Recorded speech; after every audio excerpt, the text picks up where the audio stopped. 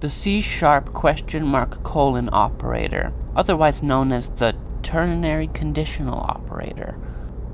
It turns booleans into other types. How it works, you have a return value, a conditional value, and what to return if the condition is true or false. Here's an example of turning a bool into a string. I want to return a string that says very deadly if the bool is true, and in the case that it's not, I want it to say not very deadly. I want to note though, you can't use this operator inside string interpolations using the $sign modifier. Hope you liked the video. Thank you.